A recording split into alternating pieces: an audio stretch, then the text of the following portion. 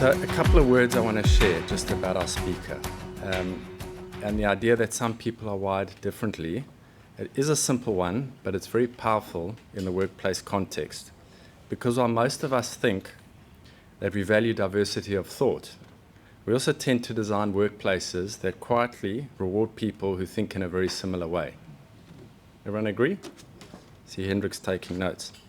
So today is really about how we better understand and support neurodivergent employees, colleagues, and for many of us, people in our broader life. So we're fortunate to have someone with us who works right at the intersection, helping organizations translate neurodiversity into something practical and impactful. So if you haven't read the invite, I might just read it again, just Aisling's background. So Aisling is an international keynote speaker and award-winning neuro-inclusive expert. As CEO of Neuro Empowerment Solutions, she partners with organizations and governments to create physically safe, neuro-inclusive environments that unlock performance and drive innovation. Openly autistic and living with ADHD, she brings a powerful combination of lived experience and practical business strategy, making neuro-inclusion simple, actionable, and impactful. Please put your hands together and join me in welcoming Aisling Smith.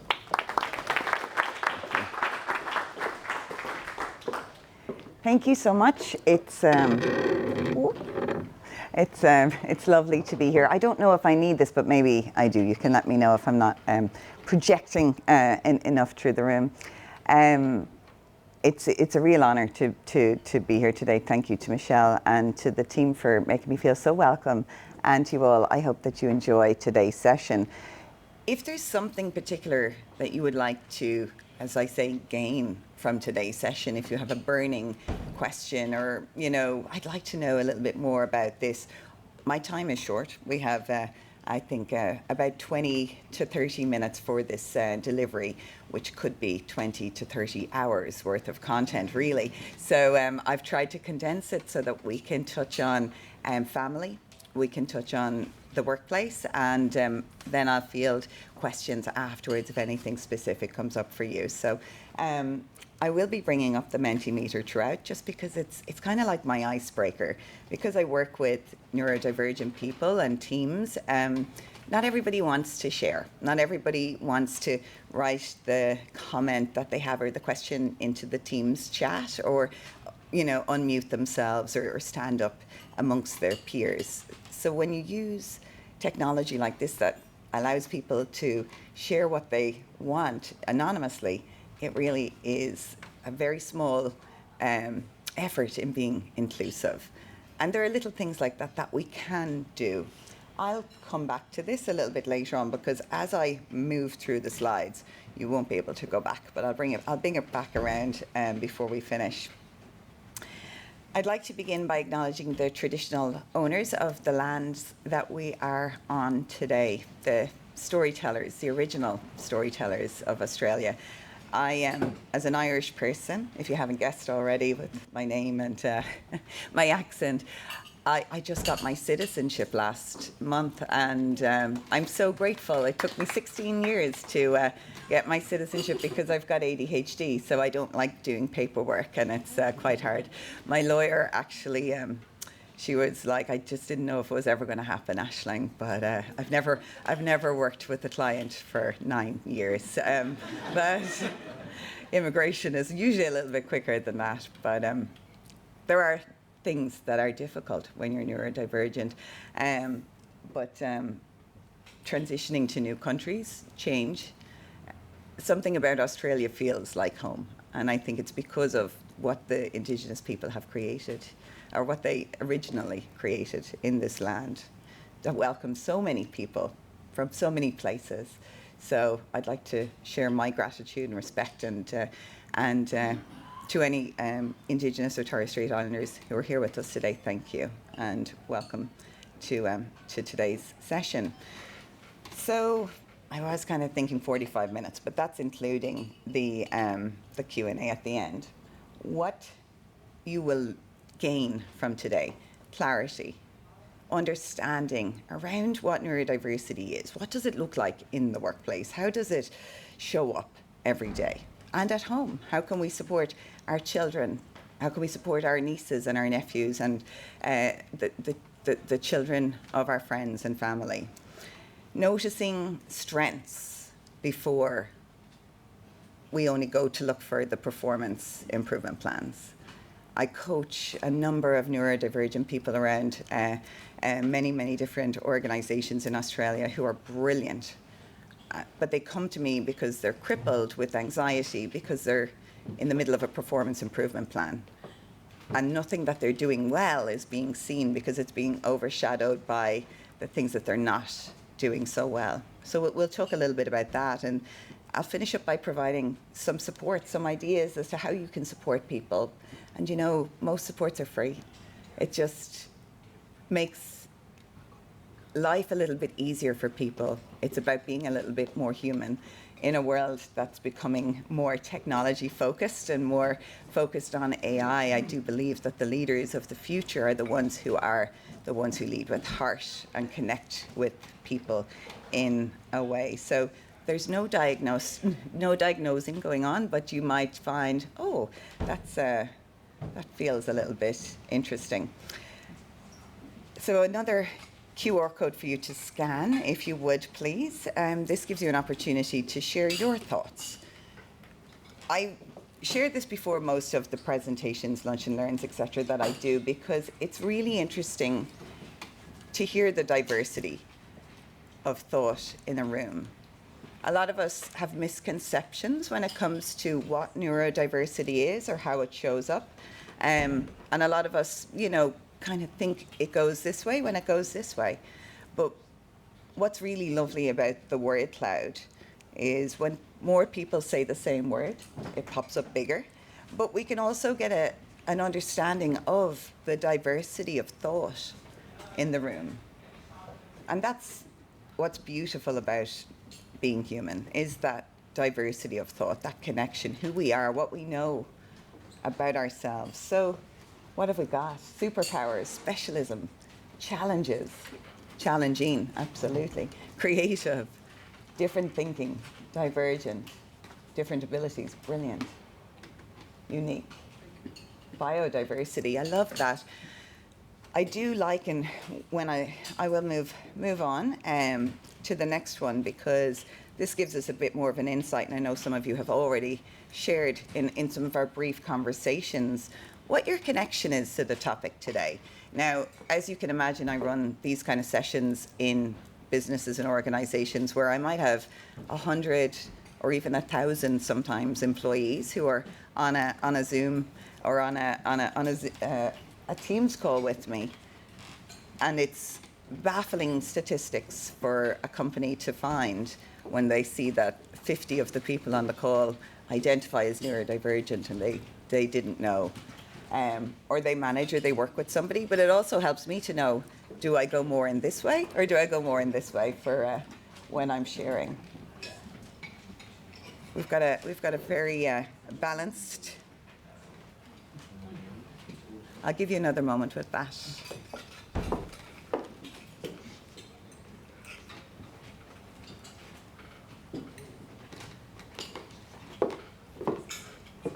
Great, so we've got curiosity and we've got a lot of connections.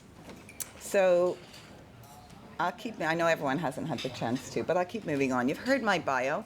I'll tell you a little bit, I suppose, about how I've ended up in this space. I'm very grateful for the work that I do, and sometimes it's funny how the arc of your life brings you to certain places. I was late diagnosed with autism and ADHD when I was 35. It came about because my son Daniel was diagnosed when he was 2.5. He was in childcare, and his childcare worker said to me, Aisling, I don't know how to share this with you, so I'm just going to say it. I think Daniel's autistic. I'm sorry. And I remember we were sitting outside, and in that moment I thought, oh my goodness, my son is a genius. How am I going to help him to be the best version of himself, to be that genius? And that was what I took in that moment, and it's what I have carried with me since. So I'm very grateful to Australia and the NDIS because we were able to get straight into support, and we were able to get into going to occupational therapy and speech therapy, which if we lived in Ireland, well, he probably wouldn't have been diagnosed because he was just like me, and you were just like that. So, you know, he's just like you, and I wasn't diagnosed because no women in the 80s had neurodiversity or were neurodivergent. So when we think about things like that, and we think about the children who are having the opportunity to be diagnosed, and I know many of you have shared that you have that connection where you're caring for somebody. That's what drove me to do the work that I do, because I had experienced many adversities in the workplace before I had the opportunity to be somebody who could create change. Daniel is the reason why I do all that I do, because he and children like yours and your nieces and your nephews deserve to have a workplace in the future where they can thrive, where their genius can be seen, where they're not going to be, I think as Rowan so eloquently put it, where they could be in an environment that's not just fit for one type of brain. Environments that recognize that we are wired differently, and that's okay, because that's where innovation comes from. There's a lot of talk recently that it is the neurodivergent populace that are going to save us from AI in the future. So that's also another reason why we need to make sure that we're supporting them. Over the past 5 years, I've been working in this space and working with a lot of organizations. I've been a neurodiversity consultant in-house, supporting people on the front lines with their autism, ADHD, supporting them to integrate into the businesses. What I have seen in a lot of organizations who hire autistic people as part of a specialist program is that there can be a lot of us and them.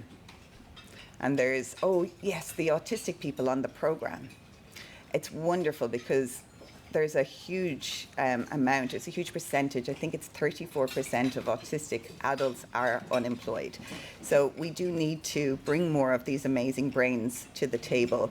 They're having difficulty in those traditional environments where we go through the hiring processes and all of the recruitment activities. But we can't have an us and them mentality. It's integrative and it's all of us together. And that's the work that I do in developing neuro-inclusive workplaces. And so many of these organizations do create the environments to support everybody. And it starts with foundations, and it starts with not just having a tokenistic opportunity, but it starts with building it from the ground up and embedding it into culture and embedding it into the way that we engage with each other, how those performance interviews occur, and how we can support everybody in being the best. To feel empowered, I think, is the best way that I put it. So if people feel empowered, they'll be and bring their best to work every day. You don't necessarily have to treat neurodivergent employees differently. It's about just understanding where their needs have to be met for them to do the best that they can.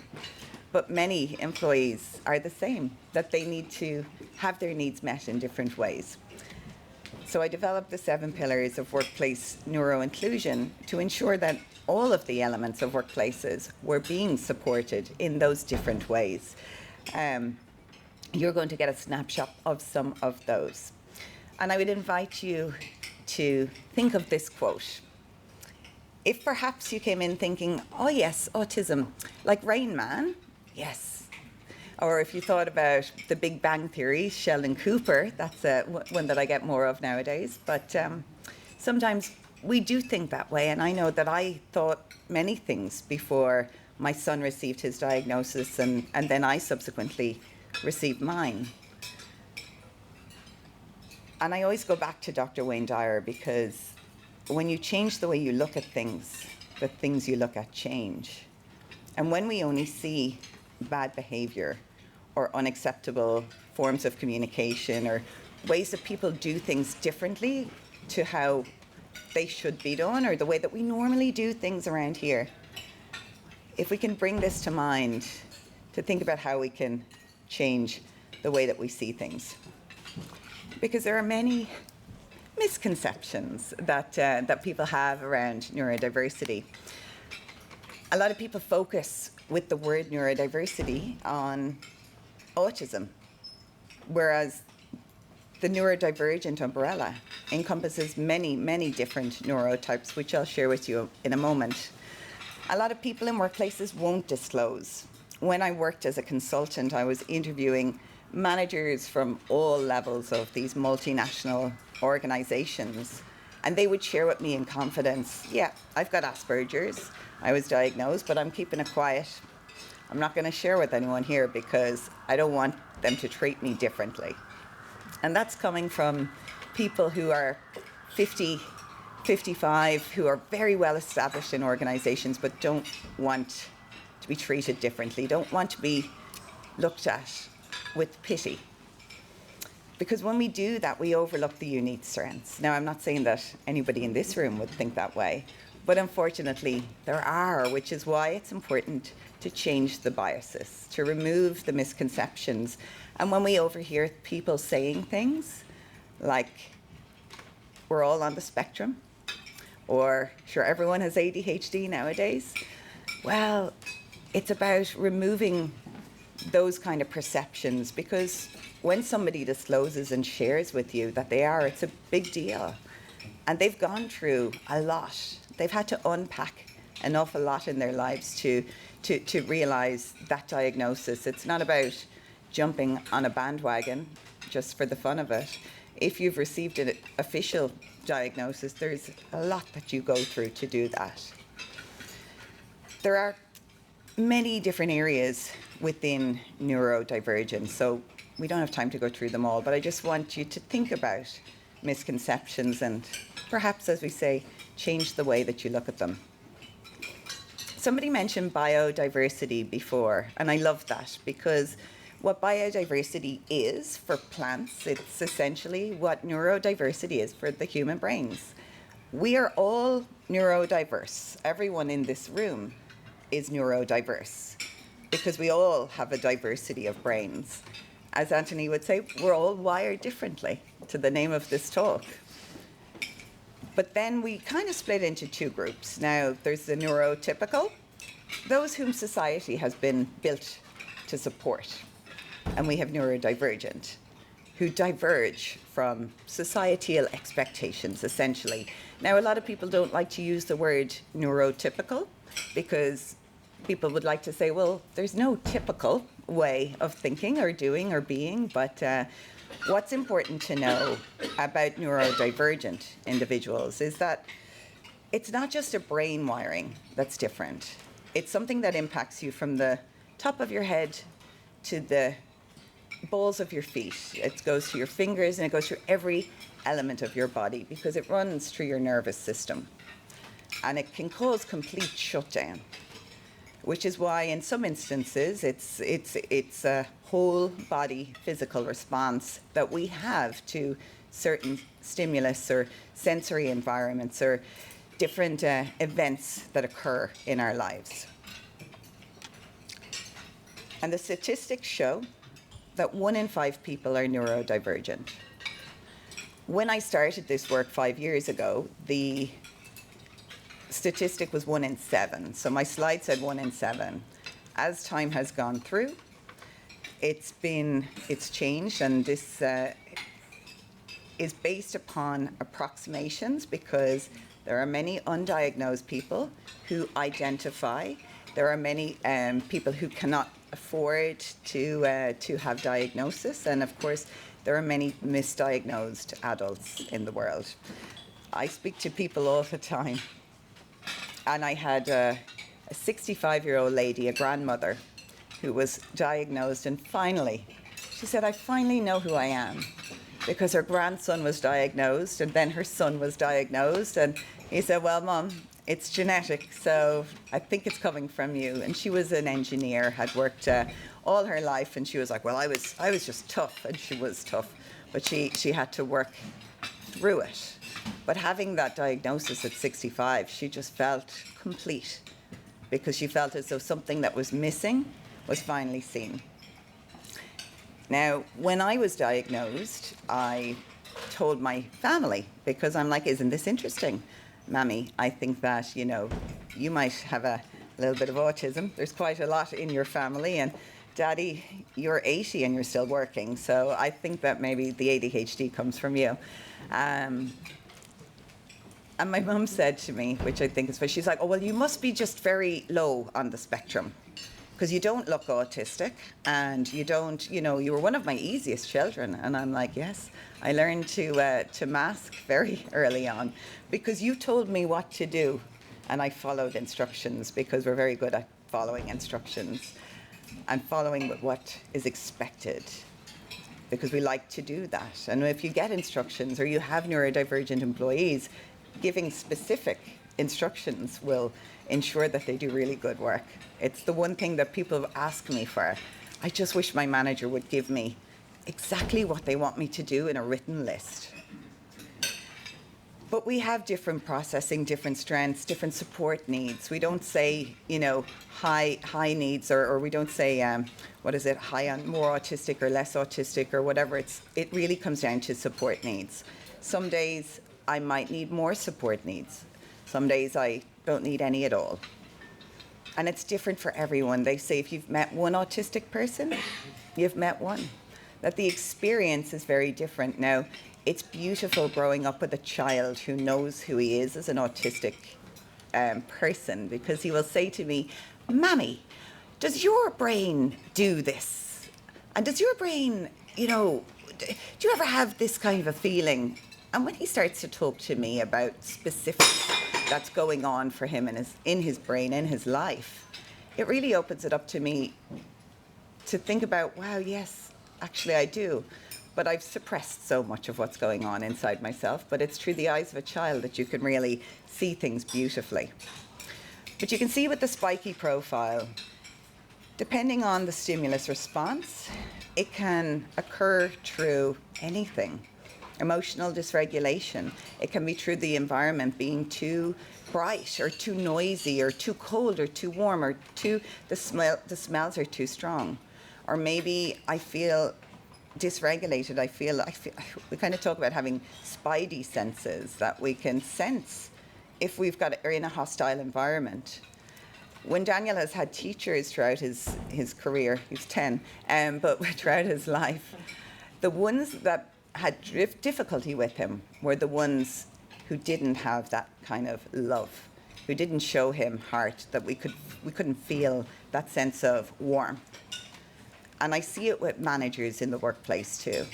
I see it when neurodivergent people don't feel safe, they're backing off. And they're like, I can't function properly. So we have difficulty with time perception, executive functioning, with many, many different things because we're shutting down. That neurology, the nervous system is going into fight or flight mode to protect ourselves because we don't feel safe in those environments. The umbrella is a rich mix of neurotypes, as we can see. Autism and ADHD, because it's my lived experience, that's what I talk about. I talk about dyslexia because that's my brothers. I have 3 dyslexic brothers. And they all have very amazing and unique gifts as a result of their dyslexia. Whereas when we were growing up, we were like, oh, you're just a bit slow. You're not really able to read or write. That's terrible, because that's what we thought that it was. But in direct opposition to that, they're absolute geniuses at what they do. And they've succeeded so well in life.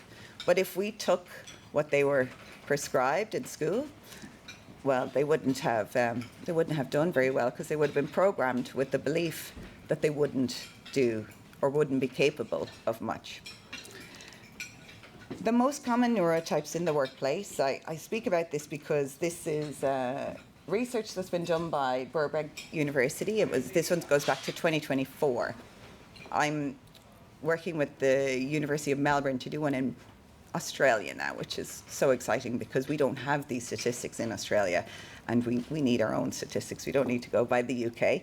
But autism, ADHD, without a shadow of a doubt, it probably doesn't, it's probably no surprise that that's the most prevalent in workplaces. But dyslexia and mental health conditions like PTSD and more are also very occurring in workplaces. But then, like me, there are many co-occurring, that's not a word, coexisting conditions where you have autism and ADHD, or dyslexia and autism, or dyslexia and ADHD, and many, many others besides.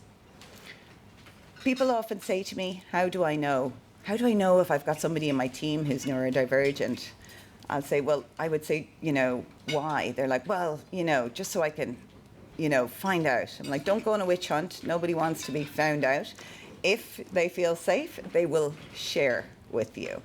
So what you need to do is create a psychologically safe environment where people feel as though they can disclose openly, and they feel as though, yes, I can trust this person and they're going to have my best interests at heart.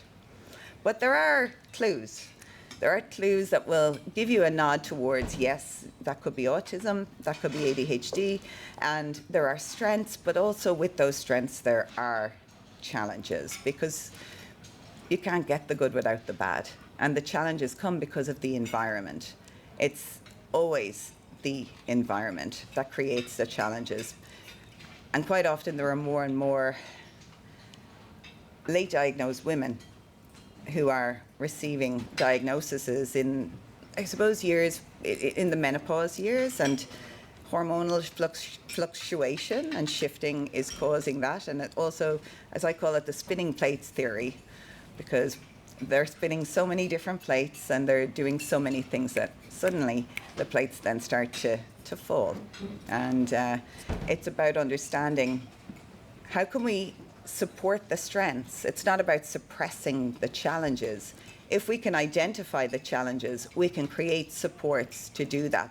That's what I do as a coach. I work with the Department of Health, the DFFH, about 5 different government departments as their in-house coach. And the challenges are pretty much all the same. There are some environmental things. There's a lot of internal stuff. The work that I do with people is self-belief first, because when you can believe in yourself and you feel self-empowered, and then you'll have the confidence to stand up and realize what you're really bringing to the table. Because so much of what people believed about themselves is what they were told was wrong. It's those differences, it's that way of thinking differently that some people in their lives didn't appreciate, because they might have found it challenging at some point along the way. So when the conditions are right, we can have amazing people with amazing strengths who are solving problems and are supporting the growth and the innovation and the opportunities in our businesses. These are statistics from that same study. And for the neurodivergent people in the room, they're always like, yes, yes, yes, fairness, values, fairness, justice. But on the flip side, I work with people. I have an amazing young woman who works she's a social worker, and she has a really tough job, and I take my hat off to these amazing people. But she struggles in court, because when there's injustice and when she feels that flips around the other way, because justice is so important in her values, when justice isn't being, I suppose, in her perspective, it's not fair, she gets really emotionally overwhelmed and she can't control herself. So we work on control measures, but also ways to identify how to support her, or seeing things differently, because neurodivergent people also need to see things differently. I love these strengths, and I think it's not like a shopping list. We don't all have them. I looked at it when I was diagnosed and I'm like, I don't know, I don't think I've got any of those. But they show up in different ways.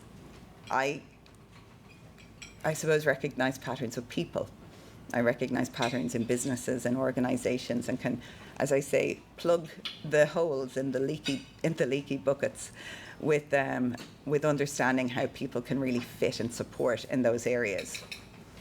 But in workplaces, we're busy. Who's busy? Everyone's busy. Managers are busy. I don't have time to be mollycoddling everybody. But we see people who are quiet, who aren't contributing, who are blunt, who are distracted, who are too much or too little, or have crazy ideas, and that would never work here. But we don't see what's going on underneath. We don't see what's really happening for the person or why that's happening. And I do say, when I run leadership trainings, I say, look for the signals. Look for the signals with people as to why they're acting or behaving in a certain way. Are they being triggered by people in the team, or is it the environments? How do they behave in different environments and in different ways? These kind of phrases can be overheard. I have to do a lot of work in rewiring brains where people say, well, I'm difficult.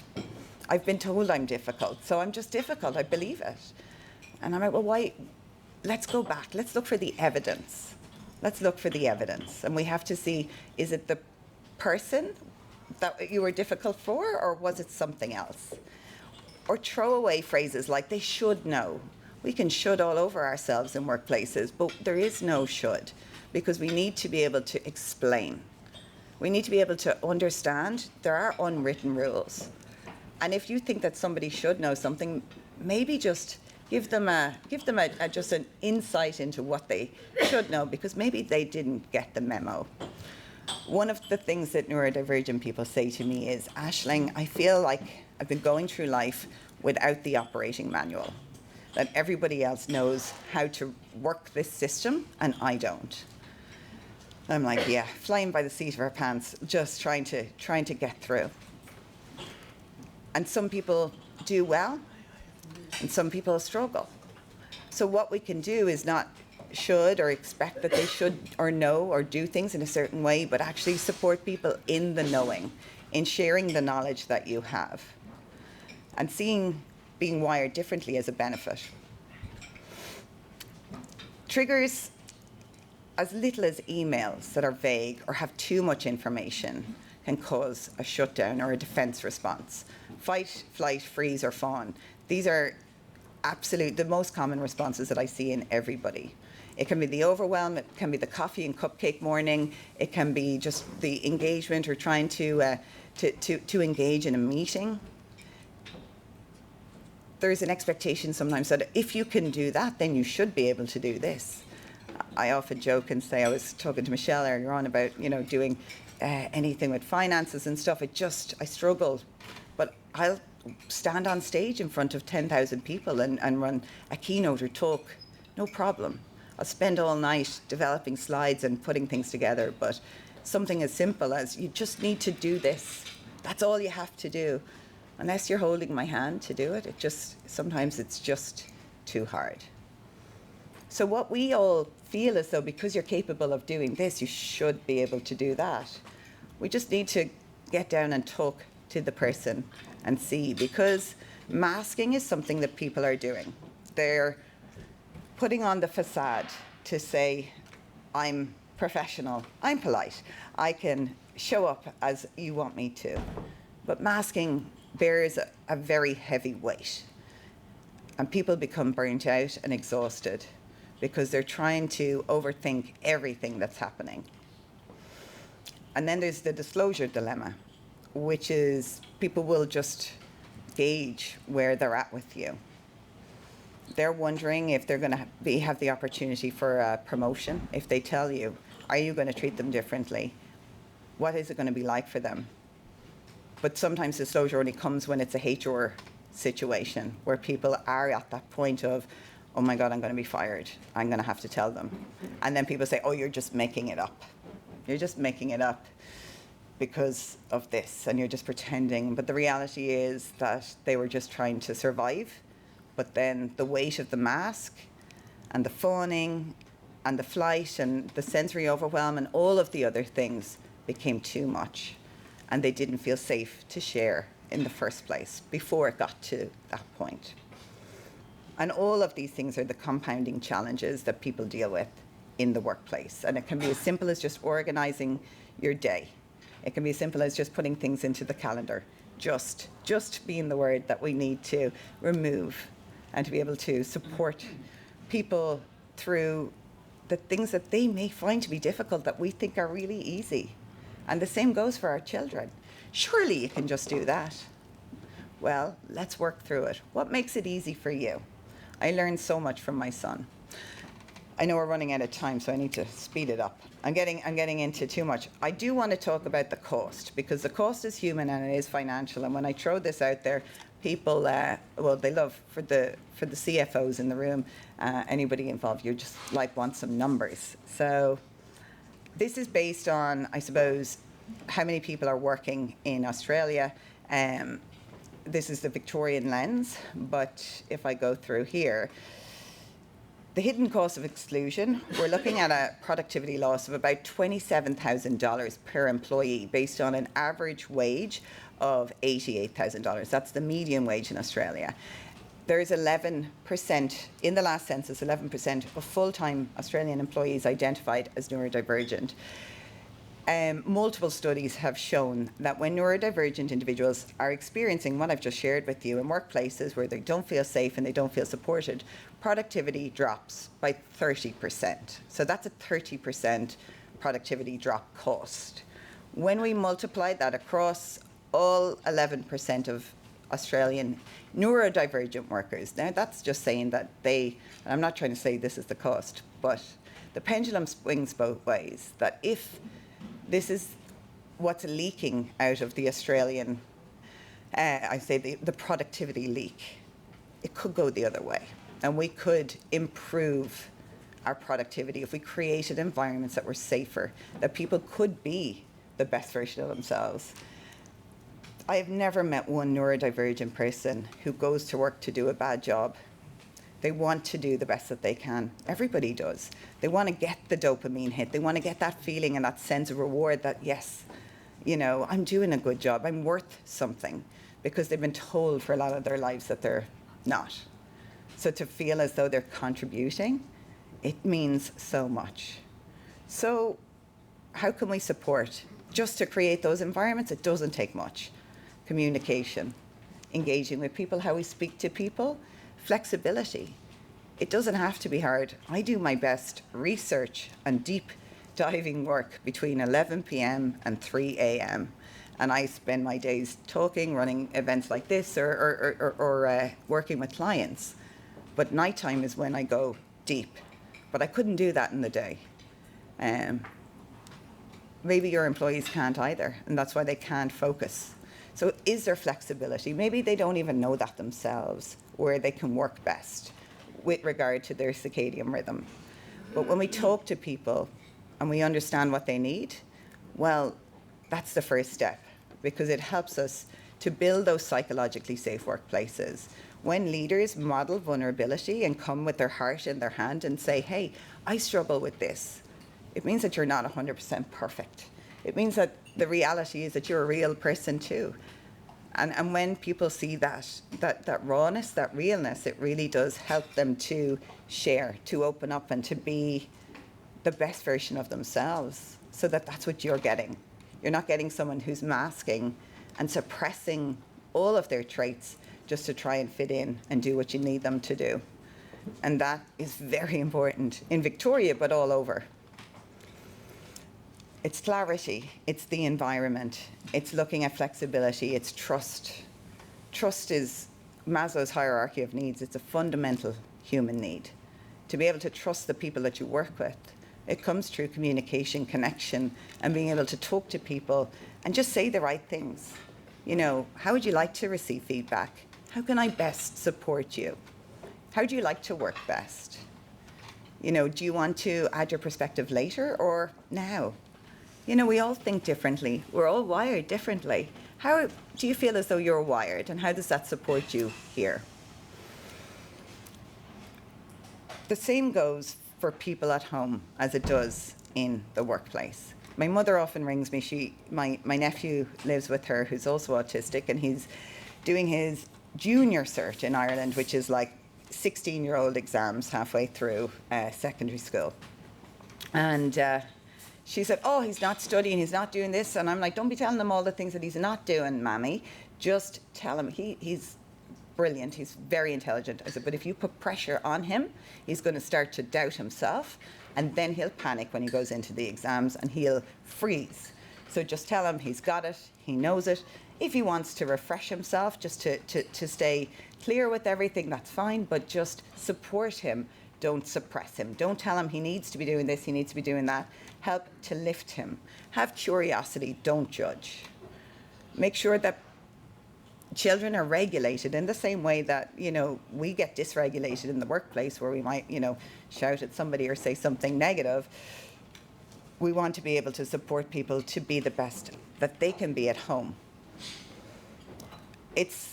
I mentioned about the family pattern, that we can see it in grandchildren and grandparents and parents, and, having that compassion shift. Instead of what's wrong with them, explaining, understanding. When Daniel was identified as autistic, my friend from Mother's Group had a friend that she went to school with whose child was the same age who was also identified. And she said, no, not my son. How dare you? She took her child out of that childcare, put him into another childcare, same problems, different location. How dare you? How dare you?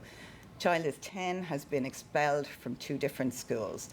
Teachers, everybody says, you should get this child tested, but they are, no, how dare you?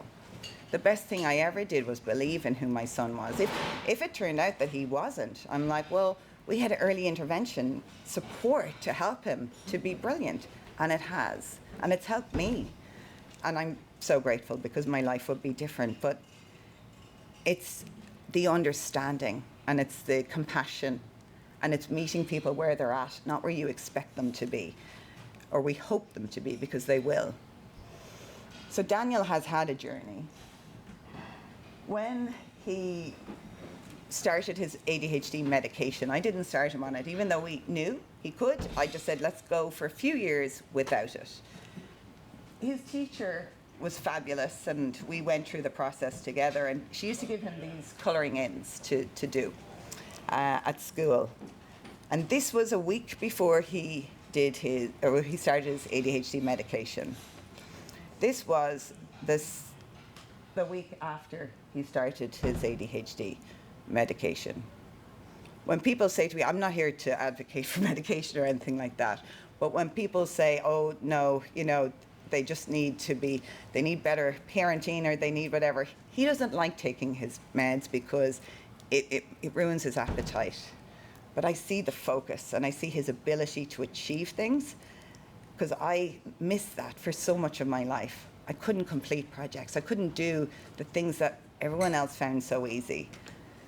The difference is night and day with somebody's brain when it's focused or it's unfocused. Adults in the workplace are just big children, it's the same. And how can we support people? Because I know there's some of you with children, as you mentioned, and it's, I'm not here to advocate for that, but I mean, finding what your child needs is the best thing that you can do. Meeting them where they're at, and supporting them to be the best, brilliant person that they are. I always like to leave my talks with something that you can take to bring to the workplace. So what can you do on Monday morning?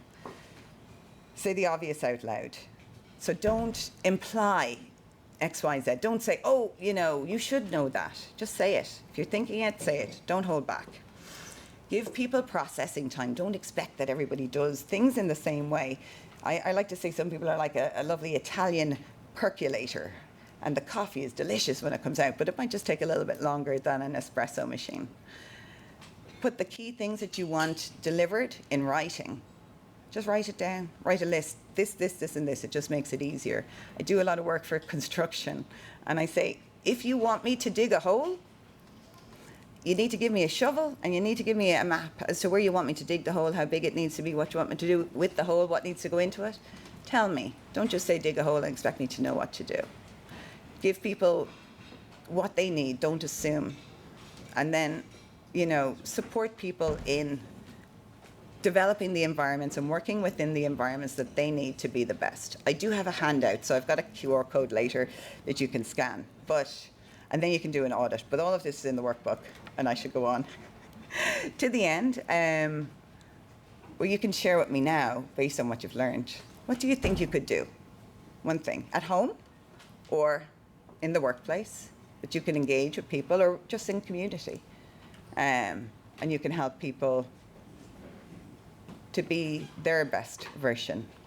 How would you support someone who is differently wired? We'll take questions now. Can I go first, Bob? Because a few people are typing away. I'm interested in the view and making really interesting insights how to pass to the workplace and society. There's a political debate going on with NDIS funding and on where the grant's going to get drawn on kids with ADHD or autism, whether they're included or not, to what extent they can't function. I think the other side of the debate is NDIS was designed for people severely disabled, Yes. who can walk, and now they're not getting their support. Where do you think the line should sit here? I think that's a very good question. Thank you for sharing. So the question is basically about the NDIS debate that's going on at the moment. I spoke on a disability panel. I was the MC for a disability panel where there were 3 highly disabled people. There was a lady in a wheelchair, there was a gentleman who was blind, and a lady who had many different, and it was very interesting to get their perspectives, because I'm coming from, I don't receive NDIS, I have no need for it, I'm highly functioning, as they say, but I have low support needs. It's the knowing is all that I need. Daniel has had probably, what would I say, maybe $15,000 a year since he was 3.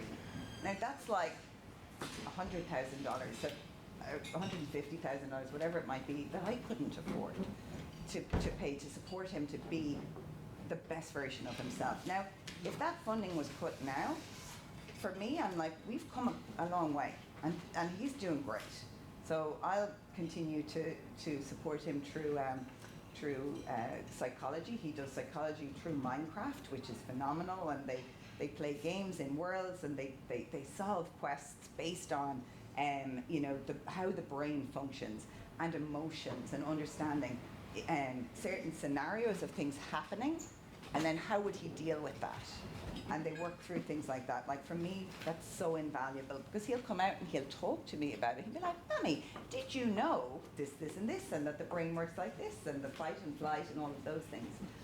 Personally, I think he's in a very good position, and I'm happy for him to not, because he would have what you would say Asperger's would have been traditionally. He's a level 1 to 2 autistic. He was 2 when he began on the journey, but through the support that we received, particularly occupational therapy, there's still triggers. Like he put a chair on top of a couch at the back of the classroom and sat on it the other day, and then I got called in and I had to, and I said, look, this won't happen again, but I can guarantee that something similar won't happen, because he'll always try and do things differently, but that's his ADHD.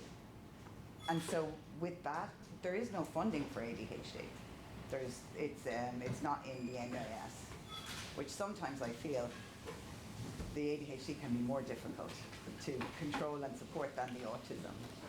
But the kids that need it, the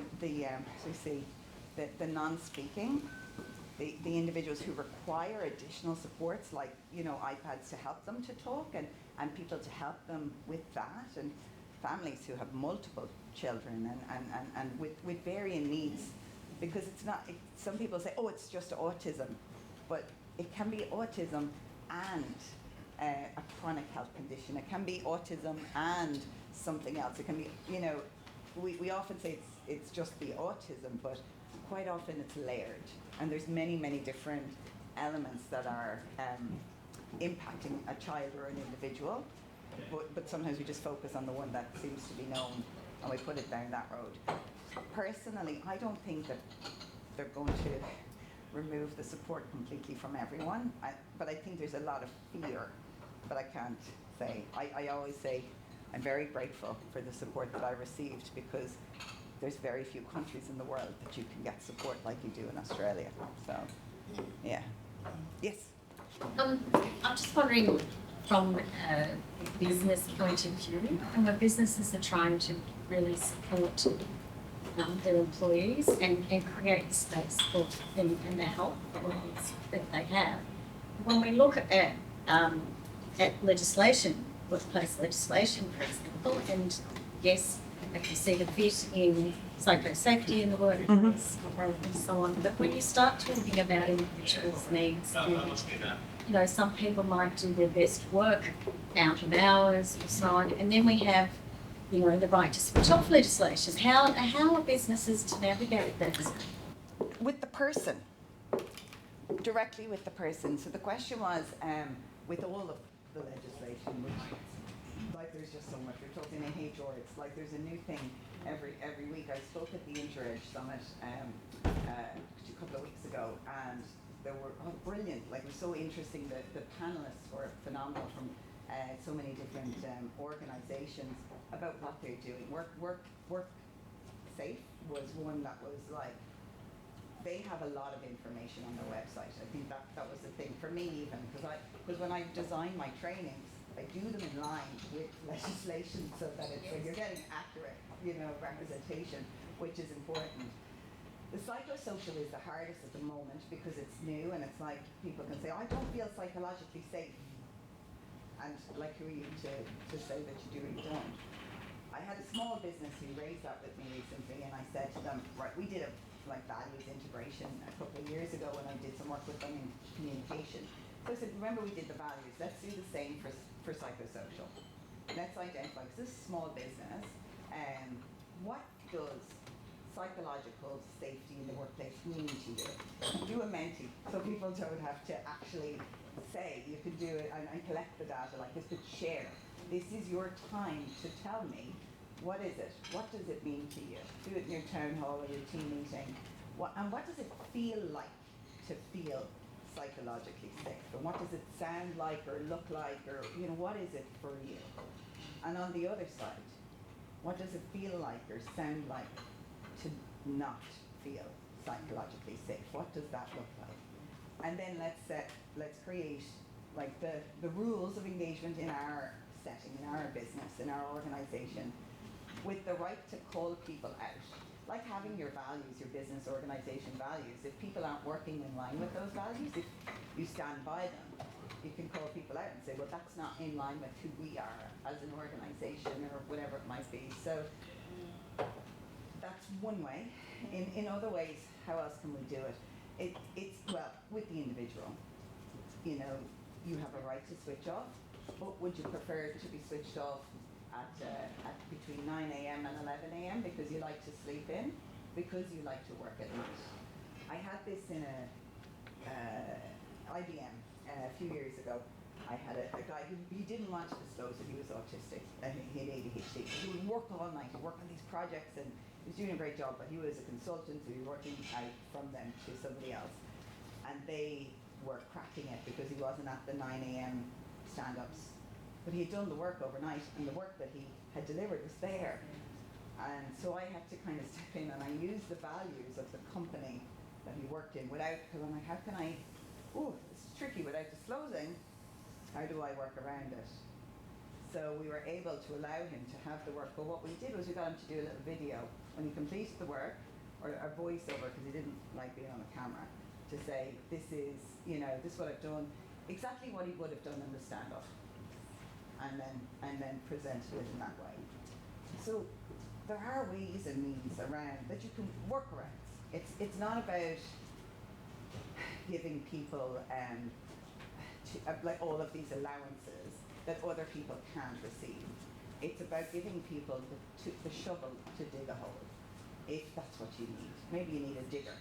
So whatever it is that you need to do your job well, we shouldn't be holding back from giving them to people, but we only know if we ask.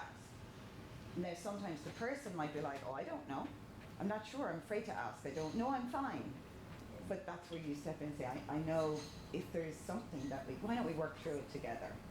Because when that connection, that compassion, the humanness is made, that's where the difference happens. Does that help? Yeah, absolutely. It's that conflict of legislation and policy Yeah. and that being able to inform future policy, I think. Critical. Yes, that's true. Any more questions?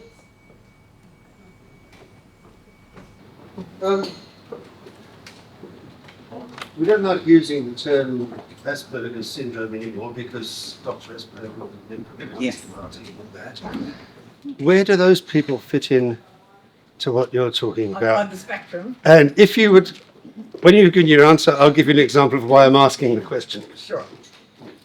Well, it's kind of broken down into, I'm not a psychiatrist, so I'm not, it is broken down into level 1, level 2, level 3 autism. So they call it the spectrum, but as I showed, it's not linear. It's the spikiness, and people have different needs. Those needs differ depending on the environments, but then also there's some, you could say like a level 3 may not have the ability to speak, but maybe highly intelligent in so many other ways, but just there are different specifics with regard to their needs. No, there's a fellow who works at, I've now retired, but I was a director in a very large construction consulting practice. And this guy was offered, I'm not quite sure how now, it's a long time ago, and the senior director in Melbourne said, offer him a 2-week internship. And a few of us said, no, hang on, why don't we offer him a job? Because if it all turns really pear-shaped, there's a probation period anyway, usually 6 months. So, we're not committed to this guy for life. And he came in and he is still there now. He's now in a senior position, absolutely brilliant. Computer technology. We introduced a new CRM system. At the end of about 10 days, he was the first of the expert users who was then teaching everyone else how to use it. His only issue where you know there's something wrong is that he responds quite badly to too much inspiration. So you'd have a big workshop session and you get some inspirational person speaking, someone from Melbourne Storm or somewhere, and after an hour or two, he just goes off his trolley. And you just can't keep him quiet. Well, it's a stimulate. It's the whole of the environment. It's it's all of the things. Yeah. But certainly that gave a lot of us a lesson that yes, he's different. He was still a popular guy in Friday evening drinks. He didn't drink. I think the drinks interfered with his mates. And he said he'd had about 7 alcoholic drinks in his adult life. But that made him very popular at university because if they were having a big evening doing something, he could always be the barman. And he'd stay sober all night. So, yeah, interesting thing there. And thank you. No, you're welcome. Interesting statistic from the UK, 1 in 4 people in construction are neurodivergent. 1 in 4. Which just dyslexia would be, obviously because there are so many different neurotypes that fall into that, but dyslexia is a huge one. Actually, Yes, I'm just sorry, conscious go of for it. time, so Yes, we yes, yes. might wrap it up there if people don't mind. Thank you very much for coming to speak to us. I think there was a fascinating insight into the workplace, and it's got me thinking that just because people are wired differently, we shouldn't try, as companies, work around them, but we should try work with them. Yeah. So I think that's an important Yeah. lesson I've taken away from today. Thank you. Thank you very much.